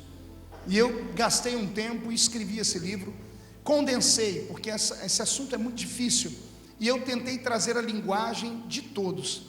Uma criança lê e entende. É um resumo do fim de todas as coisas. E o trono branco não tem nada a ver com o juízo final. E a coisa mais linda que eu descobri estudando é que a igreja não será exposta pelos seus erros, por piores que tenham sido. Nós, no juízo final, não seremos julgados, nós estaremos observando o julgamento. Nós temos um julgamento no trono branco, quando seremos julgados pelas nossas obras e receberemos o nosso galardão. Uns vão brilhar como o ouro, outros como a prata, outros como o bronze, e os que vieram de grande tribulação terão nas palmas das mãos uma flor branca. É a forma como Deus exemplifica qual é a diferença daqueles que trabalham e os que não trabalham na igreja, daqueles que vêm para o culto de domingo apenas e aqueles que têm coragem de botar um folhetinho no bolso e entregar de porta em porta. A diferença daquele que jejua e consagra e daquele que leva uma vida, lá vão ter.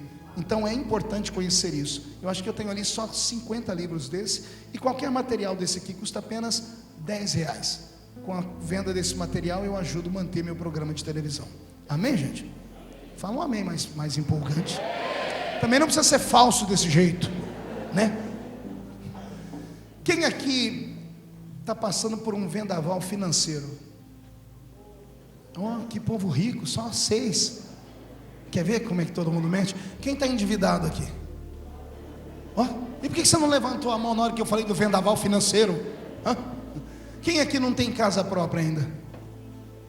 Ô, doutor Borba, dá um jeito. Quem aqui não tem carro? Eu estou falando carro, não é um trem que eu vi ali fora, não. Amarrado com arame farpado o negócio, é. Quem aqui está com a conta no banco estourada? Cartão de crédito vencido? Porque tem gente que não abaixa a mão por nada. Tem algum empresário, microempresário, profissional liberal aqui que não está satisfeito com seus negócios? Tem aqui alguém que, além de todo esse sofrimento, a sogra mora na mesma casa?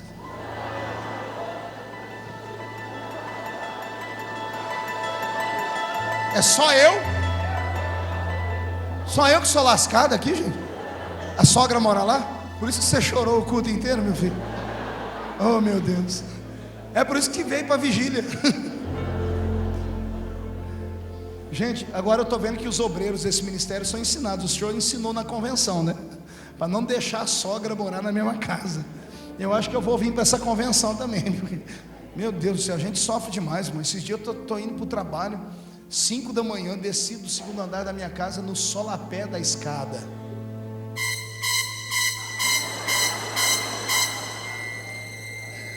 Quando eu estou descendo, eu vi aquele vulto. Gente, o vulto abriu a boca, não tinha um dente na boca. Mas eu travei, eu fui falar Jesus, falei Genésio. Aí ela viu que eu não mexia, ela falou assim: meu genro? Eu falei: ô velho, é você? Eu falei assim: uai, você está orando por mim? Eu falei: eu estou, por quê? Não é porque hoje eu acordei me sentindo uma menina de 12 anos. Eu falei: Jesus, a peste não morre. Em vez de ir para lá, a mulher está mais nova a cada dia. Tem um milagre na minha casa que eu não sei de onde é, né? Você sabe que é brincadeira, né, gente? Todo genro que fala da sogra é apaixonado pela velha, né? Eu gosto tanto dela que ela estava com os dentinhos meio tortos. E eu mandei fazer um aparelho. Sabe aqueles aparelhos todo bonitinho que o pessoal usa? Sorriso metálico. E eu fiz para minha sogra, mas mandei fazer a base de arame farpado. Quando ela vai rir, rasga toda a boca. É uma coisa linda. Brincando, gente. Eu descontraí vocês, porque nesse momento a gente precisa ter felicidade. Quem ficou feliz com a minha vinda aqui? Quem tem orado pela minha vida? Não mente não. Quem vai fazer um propósito de orar a partir de hoje? Oh glória, e dura que eu acredito, hein? Agora eu preciso de uma ajuda de vocês. O ministério que Jesus colocou nos meus ombros é muito pesado. Além de ser um avivalista, eu sou pastor de igreja.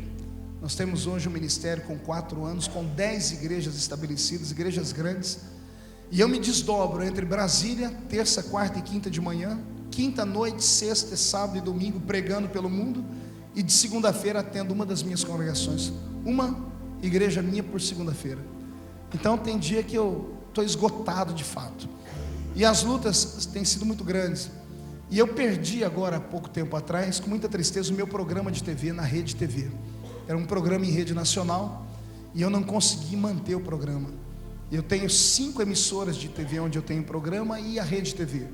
Só que os 5 programas que eu tenho fora a Rede TV, a gente gasta o quê? Uns 70, 80 mil reais. Só na Rede TV era 200 mil reais. E eu tive que vender a minha sogra para pagar o último programa.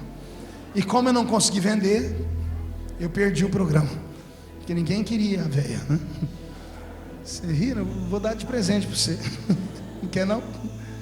Então eu tenho feito nas igrejas por onde eu tenho pregado nesses dias, até o Wagner conversou com quem realizou a vigília, que os irmãos permitam no final de toda a reunião eu levantar uma oferta. E essa oferta eu estou juntando para poder voltar para a televisão. Porque com o programa da Rede TV, só na Rede TV eu atingia todo sábado, 7h30 da manhã, 6 milhões de pessoas. Sabe o que é você sair, ou sem sair de casa, você falar para 6 milhões de pessoas, e 6 milhões de pessoas todos os sábados, fielmente, ligarem a TV e ouvirem uma palavra que coloca eles de pé. Gostaram da mensagem de hoje, por exemplo? Imagina isso na televisão e o Brasil inteiro assistindo. Eu vejo tanta gente com tanto programa de televisão, pastores, mas eles usam os programas para tanta coisa que não faz sentido, para brigar, para bater, para xingar, para falar mal. Ficam colocando situações de expulsar demônios, que é bíblico, mas não passa de mero sensacionalismo na TV, enquanto o tempo podia ser usado para a pregação da palavra. E Jesus me deu o dom da palavra. Eu sou uma das pessoas no Brasil que as pessoas ainda fazem caravanas para ouvir pregar. É raro. Hoje em dia a moçada só quer saber de música e de shows. Então quando alguém vem ouvir um profeta é porque ainda há esperança de um avivamento. E eu queria muito voltar com o meu programa na TV. E agora como político as coisas se complicaram mais ainda. Porque as pessoas que me ajudavam deixaram de ajudar porque acham que como político pode envolver e sabe que não tem nada a ver uma coisa com a outra. O ministério profético é uma coisa, o ministério político, porque para mim política é obra missionária. Hoje eu falo para homens que outrora não me ouviam. Hoje eu tenho a oportunidade de fazer coisas que eu nunca tive. Hoje quando eu chego na casa dentro da Câmara dos Deputados, os deputados fazem fila para que eu ore por eles. Meu gabinete virou uma igreja. Toda vez que eu estou no gabinete tem 4, 5 pessoas entre deputados, senadores que vão até o gabinete para dobrar o joelho para eu orar por eles. E eu vejo isso como um sinal de avivamento no parlamento. Sim ou não, irmãos? Até o presidente Marco Maia, que é aqui do Rio Grande do Sul, pediu para que eu viesse pregar aqui no aniversário dele esse ano. Então talvez eu venha pregar aqui esse ano. Em compensação, tem alguns políticos aqui no Rio Grande do Sul que só o sangue do Cordeiro. São pessoas que perseguem a igreja, são pessoas que perseguem a bancada evangélica. Tem uma menina que ela agora vem candidata a prefeita aqui em Porto Alegre, só Deus na causa. Aquele rostinho bonito, não se iluda. Por trás daquele rostinho bonito tem uma fera que odeia o nosso segmento. Vocês devem conhecer ela, Manuela Dávila. Manuela é um problema para a gente lá em Brasília, principalmente para a bancada evangélica. Ela não tem os nossos princípios, ela é a madrinha do movimento LGBTT, lésbicas, gays, bissexuais, transexuais e travestis. Toda vez que da bancada evangélica sofre qualquer tipo de ataque na mídia, ela é a primeira a levantar uma questão e mandar para a corregedoria da casa. Ela já fez isso com muitas pessoas, nos faz sofrer. E agora vem candidata a prefeita e até procurou auxílio no meu partido. Eu discuti no meu partido, porque meu partido é o Partido Social Cristão, e nós temos princípios. E eu fui discutir com o meu presidente por que meu partido está apoiando ela. E ele diz, é por questões políticas, por causa disso, daquilo. Eu disse, pastor, presidente, com todo respeito, eu respeito o meu partido, mas a minha ideologia de fé é maior do que o meu partido. Na questão de fé, na questão de família, eu sou suprapartidário, com todo respeito. Então, nós precisamos de pessoas lá. Então hoje eu empresto a minha cara lá e empresto a minha cara na igreja, e eu estou trabalhando quase que 24 horas por dia. Estamos há quantas noites sem dormir, Roberto? Umas 3 noites sem dormir, virados, pregando aqui, ali e acolá. Então eu preciso que nessa noite você, de bom grado, se acredita que eu sou um profeta, se acredita que a minha vida é um solo fértil, se acredita que o que eu falo faz sentido, nós vamos levantar uma semeadura aqui nesse lugar. Eu não vou pedir valor, não vou fazer barganha, não vou fazer leilão, não vou falar que Deus está me mostrando tantas pessoas com isso, com aquilo, que eu também tenho dificuldade para acreditar nessas coisas, que eu acho que quando Deus quer fazer, Ele toca no coração das pessoas. E se você não fizer também, você está abençoado da mesma forma, porque tudo que tem que ser feito por amor e com o coração aberto. Agora lembre-se, que o que você semear na minha vida nessa noite, você vai semear na vida de milhões de pessoas, que vão ouvir a palavra através daquilo que você fizer aqui. Amém? E se tiver alguém aqui, algum empresário que, pastor, eu senti de dar R$1 milhão para o senhor, eu senti de receber. Então, se sentiu de dar, eu senti de receber. Viu, Borba? Eu sei que aí tem muitos cifrões. Não é revelação não, mas estou com uma reveladura aqui. Eu vejo assim um talão de cheque. É brincadeira. Então agora gasta com o que precisa. Investe no reino para ver o que acontece.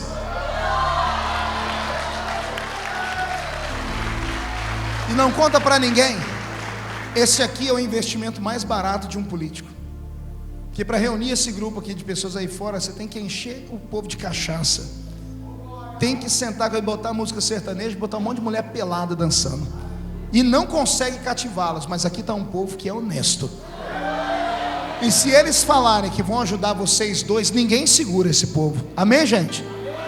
Porque se tem uma coisa que esse povo é grato, quem investe na gente recebe o nosso tratamento. Agora, cadê os solteiros? Não tem solteiro aqui? Os solteiros, levante a mão para eu conhecer vocês. Ah, não vai levantar a mão não? Vai ficar pra titia pro resto da vida. É profético. Cadê os solteiros que querem casar? Levante a mão. Eu vou orar para Jesus desenrolar o manto. Olha, pode abaixar.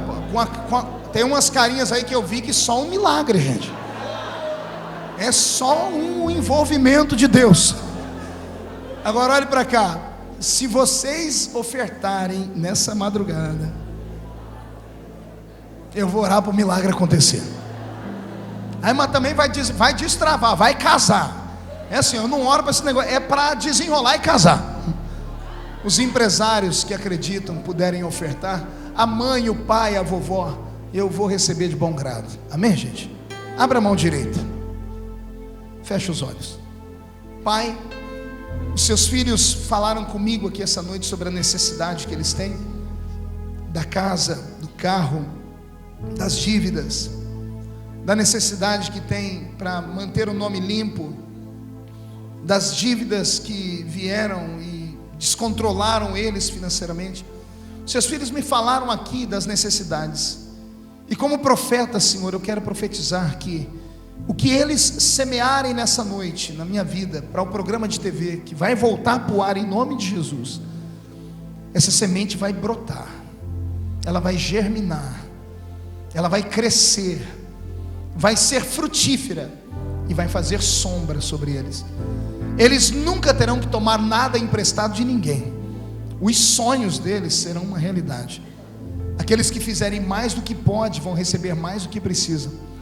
Aqueles que não fizerem porque não têm condições, o Senhor vai ajudá-los também. Aqueles, ó Deus, que estenderem a mão pela minha vida hoje, amanhã, o Senhor estenderá a sua mão sobre a vida deles. E a igreja diz? Amém. Pergunta para o seu irmão aí, você acredita que ele é um profeta? Então vamos ofertar? Como é que nós vamos ofertar? Vocês vão abrir uma toalha aqui. Meu Deus do céu, trouxeram um lençol de cama de casal. Vai ter fé assim lá no céu. Isso, põe no chão. Eu não gosto que ninguém segura. Pergunte por quê? Quem segura nunca oferta. Não é que eles não ofertam porque não querem, é que não tem jeito de enfiar a mão no bolso. Então eu ajudo ele dizendo, pode deixar no chão. Você acredita mesmo? Pega a sua semente então e fique de pé com ela. Eu vou santificar essa semente. É nessa hora que a gente prova que ama o pregador, que valeu ele se esforçar e vir para cá, perder noites de sono para te abençoar. Isso. Pai, eu santifico essa semente. Os que fizerem cheque pré-datado, os que colocarem dinheiro, os que colocarem uma joia, o que o Senhor tocar no coração deles, eu vou receber de bom grado. E eu profetizo que a semente vai voltar para a vida deles, como Jesus disse, a 30 por 1, 60 por 1 e 100 por 1. Amém, gente? Traz a sua semente aqui, pode colocar aqui na frente. E eu te agradeço desde já. Wagner, Roberto, você tocou aquela música tão bonita, mas não cantou ela. Vamos cantar ela em inglês e espanhol? Isso. Valeu. A música El Shaddai, chama-se El Shaddai. El Shaddai, El Shaddai é o nome de Deus. é o grande Deus de Israel. Age are still the same. Isso é em inglês. By the power of your name, El Shaddai, El Shaddai, El Concorda Adonai. We will praise and lift to high. El Shaddai. Espanhol. El Shaddai, El Shaddai, Elion Adonai. Si el cielo es igual, su poder y su majestad. El Shaddai, El Shaddai, El Concorda Adonai. Te alabaré, te exaltaré, El Shaddai. Con tu amor, con tu piedad, salvaste el hijo de Abraham. Cuando este mar se abrió y tu puedes ser en tu camino, a mujer que un día le pecó, su amor la perdonó. En la libertad a tu pueblo recibió. El Shaddai, El Shaddai, Elion Adonai. His ways are still the same. By the power of your name, El Shaddai, El Shaddai, El Concorda Adonai. We will praise and lift to high. Te alabaré, te exaltaré. Te adorarei, te exaltarei. We will praise and lift you high. Te alabarei, te exaltarei. Te adorarei, te exaltarei. Para sempre. El Shaddai. Grande El Shaddai, o eterno Deus de Israel. Pastor Marco Feliciano, O quê? os pastores vieram aqui agora pedir para mim, pedir para o senhor cantar Além do Rio Azul, que eles querem ouvir. Além do Rio Azul, mas essa música é de velho, Já gente. deixei programado. Então vamos cantar. Quem conhece essa música aqui? Gente, você está tudo velho, gente. Então vamos cantar de pé essa música. Só quem vai para lá dá uma salva de palmas aí. Valeu. Pastor, me perdoa o horário. E eu vou pedir um favor hoje, só hoje. Os irmãos que forem comprar material, compra rapidinho, porque eu quero ver se eu consigo dormir um pouquinho hoje. É o meu sonho dormir. O meu voo sai logo, logo. Então vamos acelerar o passo. Amém, gente?